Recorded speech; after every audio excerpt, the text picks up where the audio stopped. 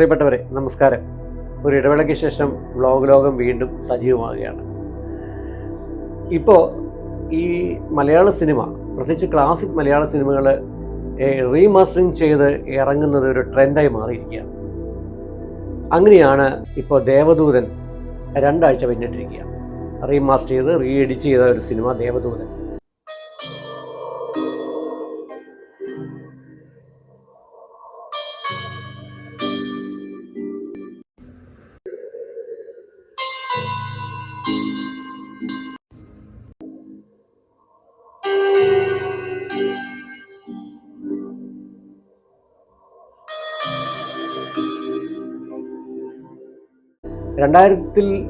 Christmas കാലത്ത് ഇറങ്ങിയ ഒരു സിനിമ. അന്ന് വലിയ പ്രതീക്ഷകളോടെ ഇറങ്ങിയതാണ്. പക്ഷേ അത് സാമ്പത്തികമായി വിജയം നേടിയില്ല. എന്നാൽ ഇപ്പോൾ 2024 നിർമ്മാതാവ് സിയാദ് കോക്കർ പ്രസാദ് രാവിൽ നിന്ന് അതിൻ്റെ പ്രിൻ്റ് കണ്ടെടുത്ത് അത് റീമാസ്റ്റർ ചെയ്ത് എഡിറ്റ് ചെയ്ത് നല്ല സൗണ്ട് സിസ്റ്റത്തിൽ അത് ഇറക്കി. ഈ 2 ആഴ്ച കഴിഞ്ഞപ്പോഴത്തേക്കും അതിൻ്റെ കളക്ഷൻ, മുമ്പ് ഒരു സിനിമ ഇറങ്ങിയെന്ന് പറഞ്ഞാൽ മലയാളത്തിൽ അത് സ്ഫടികമാണ്, അതിൻ്റെ കളക്ഷനെ കടത്തി വിട്ടിരിക്കുകയാണ്. അപ്പോൾ അതിൻ്റെ വിശേഷങ്ങളാണ് ഇന്നത്തെ വ്ലോഗ്. ഇന്ന് സിനിമയെ എല്ലാവരും അംഗീകരിക്കാൻ കാരണം എന്ന് പറയുന്നത്, പല കാര്യങ്ങളും അന്ന് മനസ്സിലാക്കാത്തത് ഇന്ന് മനസ്സിലാക്കാൻ തുടങ്ങി. എല്ലാത്തരം ജോണറുകളെയും ആക്സെപ്റ്റ് ചെയ്യാനുള്ള ഒരു മൈൻഡ് സെറ്റ് ഇന്നത്തെ പ്രേക്ഷകർക്കുണ്ട്. അതുകൊണ്ട് തന്നെ ചില സ്പോയിലേഴ്സ് കാണും. എന്നാലും കഥയായിട്ട് ബന്ധപ്പെട്ട ചില കാര്യങ്ങൾ ഞാൻ പറയാം. ഈ സിനിമയിലെ നായികയായിട്ട് വരുന്നത് ജയപ്രദയാണ്, പ്രശസ്ത തെന്നിന്ത്യൻ താരം. അവർ അഭിനയിച്ച കഥാപാത്രം ആഞ്ചലീന അല്ലെങ്കിൽ അലീന സിനിമയുടെ തുടക്കത്തിൽ പപ്പയുടെ കുഴിമാടത്തിലേക്ക് പൂക്കൾ വെക്കാൻ വേണ്ടി പോവുകയാണ്. ആ സമയത്ത് ചെറുതായിട്ടൊരു പ്രാവ് ഒന്ന് തടയുന്ന പോലെ തോന്നും.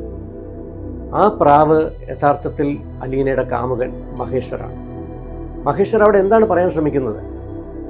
നീ ഇത്ര നാളും പൂജിക്കുന്ന നിന്റെ പപ്പയാണ് എന്നെ കൊന്നത്. ഈ ലോകത്തും ഞാൻ പോകാൻ കാരണം നിന്റെ പപ്പയാണ്.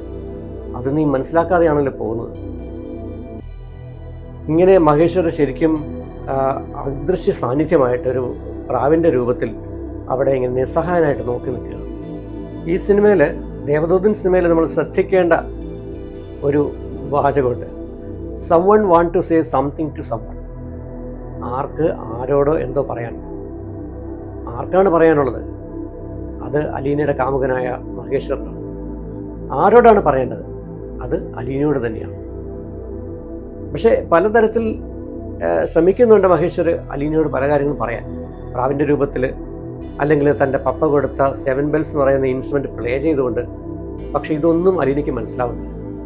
ഈ സിനിമയിൽ നമുക്ക് കാണാൻ പറ്റും മഹേശ്വറിന് ഒരുപാട് കാര്യങ്ങൾ അലീനയോട് പറയാനുണ്ട്. പക്ഷെ ഒരു മെസ്സഞ്ചർ വേണം. പലതരത്തിൽ ശ്രമിക്കുന്നുണ്ടെങ്കിലും അതൊക്കെ പരാജയപ്പെടുക. അപ്പോൾ ഒരു മെസ്സഞ്ചർ വേണം. മെസ്സഞ്ചറിൻ്റെ രൂപത്തിലാണ് മോഹൻലാൽ കഥാപാത്രം, വിശാൽ കൃഷ്ണമൂർത്തി എന്ന് പറയുന്ന കഥാപാത്രം വരുന്നത്. അത് മാത്രമല്ല, മഹേശ്വറിന് വിശാൽ കൃഷ്ണമൂർത്തിയോട് ഒരു പ്രായശ്ചിത്തം ചെയ്യണം. വർഷങ്ങൾക്ക് മുമ്പ് അലീനയുടെ പപ്പ കൊടുത്ത 7 bells എന്ന് പറയുന്ന ഇൻസ്ട്രുമെൻ്റ് പ്ലേ ചെയ്തു എന്ന കുറ്റത്തിന് വിശാൽ കൃഷ്ണമൂർത്തിയെ ആ കോളേജിൽ നിന്ന് പേട്രൻ അലീനെ പുറത്താക്കുന്നുണ്ടായി. അപ്പോൾ അതിന് പ്രായശ്ചിത്തം എന്ന നിലയിലാണ് വീണ്ടും ഈ കോളേജിലൊരു പ്ലേ ചെയ്യാൻ വേണ്ടിയിട്ട് ഒരു കുട്ടിയിലൂടെ, അവിടുത്തെ അച്ഛനിലൂടെ വിശാൽ കൃഷ്ണമൂർത്തിയെ മഹേശ്വർ ഈ കോളേജിലേക്ക് തിരിച്ചു കൊണ്ടുവരുന്നത്. അങ്ങനെ ശ്രമിക്കുന്നു. അങ്ങനെ പലതരത്തിൽ അദ്ദേഹത്തിൻ്റെ മ്യൂസിക് താല്പര്യങ്ങൾ ഉണരുന്നു. അങ്ങനെ അവസാനം അദ്ദേഹത്തിന് ഒരു അവാർഡ് കിട്ടുന്നു.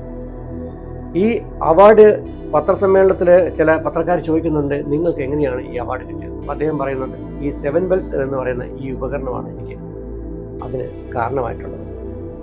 യഥാർത്ഥത്തിൽ മഹേശ്വറാണ് അദ്ദേഹത്തിൽ ആ മ്യൂസിക് താല്പര്യം ഉണർത്താനും ഇങ്ങനെ അവാർഡ് കിട്ടാനും കാരണം.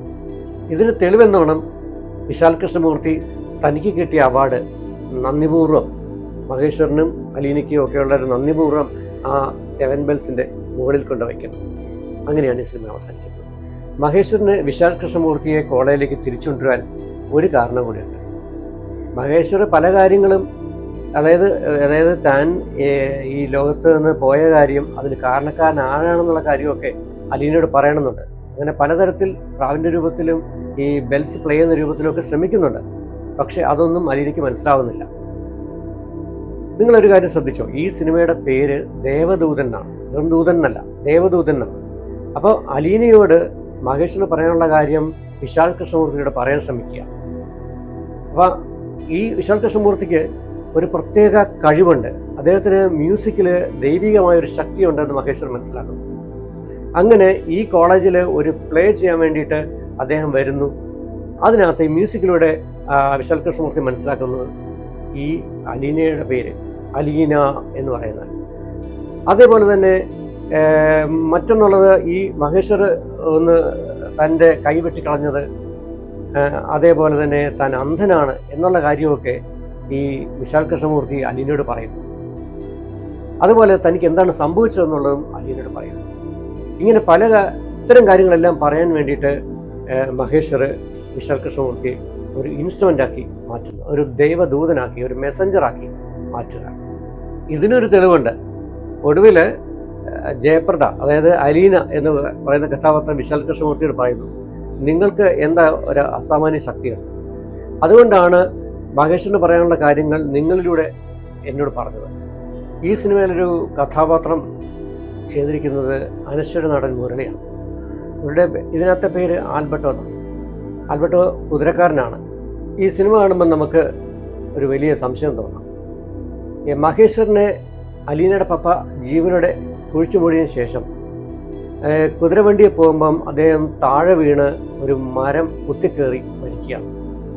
എന്നാൽ അതിന് സാക്ഷിയായിട്ടുള്ള ആൽബർട്ടോയെ എന്തുകൊണ്ടാണ് കൊല്ലാതെ വിടുന്നത്? അതിന് രണ്ട് കാരണങ്ങളുണ്ട്. ആൽബർട്ടോ എന്ന് പറയുന്ന കഥാപാത്രത്തെ മഹേശ്വറിൻ്റെ ആത്മാവ് പലതവണ കൊല്ലാൻ ശ്രമിച്ചിട്ടുണ്ടാവും. അദ്ദേഹം ഒന്നോ രണ്ടോ തവണ രക്ഷപ്പെട്ടിട്ടുണ്ടാവും. അതിൻ്റെ ഭാഗമായിട്ടായിരിക്കും അദ്ദേഹം ലോകറ്റൊക്കെ അണിഞ്ഞ് രക്ഷയൊക്കെ ആയിട്ട് നടക്കുന്നതായിട്ട് നമ്മൾ കാണുന്നത്. ഇനി ഒരുപക്ഷെ അദ്ദേഹത്തെ കൊല്ലാൻ ശ്രമിച്ചത് അലീനയുടെ പപ്പയുടെ ആത്മാവായിരിക്കും. എന്താണെന്ന് വെച്ചാൽ താനാണ് മഹേശ്വരനെ കൊന്നത് എന്ന കാര്യം ഒരിക്കലും അലീന അറിയാതെ പോകുമല്ലോ. ആ സത്യം അങ്ങനെ ഒഴിച്ചുകൂടപ്പെടുമല്ലോ. എനിക്ക് റിലൻ്റായി തോന്നുന്നൊരു കാര്യം, മഹേഷിന് എന്ത് സംഭവിച്ചു എന്നുള്ള കാര്യം ആൽബർട്ടോയുടെ വായിൽ നിന്ന് പുറത്തു വരുന്നത് വരെ മഹേഷിൻ്റെ ആത്മാവ് ആൽബർട്ടോയെ കൊല്ലില്ല. കാരണം മഹേഷിന് എന്ത് സംഭവിച്ചു, ആരാണ് കൊന്നത്, ആർക്ക് വേണ്ടിയാണ് കൊന്നത് എന്നുള്ള കാര്യം വിശാൽ കൃഷ്ണമൂർത്തിയോട് ഈ ആൽബർട്ടോ പറയുന്നവരെ അദ്ദേഹത്തെ കൊല്ലില്ല. ഇത് നമുക്ക് എങ്ങനെ മനസ്സിലാവുന്നതെന്ന് വെച്ചാൽ, വിശാൽ കൃഷ്ണമൂർത്തിയും ആൽബർട്ടോയും തമ്മിൽ വലിയൊരു സംഘർഷം നടക്കുന്നു. ഇതിനിടയ്ക്ക് ആൽബർട്ടോയുടെ രക്ഷ ഊരിത്തെറിച്ച് അയാൾ ഒരു ചതുപ്പിലേക്ക് വീഴുന്നു. ഈ സമയത്ത് മഹേശ്വറിൻ്റെ അന്ത്യനിമിഷത്തെക്കുറിച്ച് എല്ലാ കാര്യങ്ങളും ആൽബർട്ടോ കൃഷ്ണമൂർത്തിയോട് പറയുന്നു. പെട്ടെന്ന് അദ്ദേഹം ആ ചതുപ്പിലേക്ക് താന്നു പോകുന്നു. സത്യം പറഞ്ഞാൽ മഹേഷിൻ്റെ ആത്മാവ് അദ്ദേഹത്തെ കൊന്നുകളയാണ് എന്ന് തന്നെ പറയേണ്ടി വരും. കാരണം സത്യം പുറത്തു വന്നല്ലോ. എന്തുകൊണ്ടാണ് മഹേഷിൻ്റെ ആത്മാവ് അലീനയെ സ്വർഗത്തിലേക്ക് കൂട്ടിക്കൊണ്ടുപോയത് എന്ന് മനസ്സിലാക്കാൻ ഒരു ഫോർ ഷാഡോയിങ് ഡയലോഗുണ്ട്. ഇത് അലീന വിശാൽ കൃഷ്ണമൂർത്തിയോട് പറയുന്നതാണ്. സ്നേഹം ഒരു വിശ്വാസമാണ്. എനിക്ക് മഹേശ്വരനോടും മഹേശ്വരന് എന്നോടും. ഇത് എന്നില്ലാതാവുന്നോ അന്ന് ഞങ്ങൾ ഇല്ലാതാവും.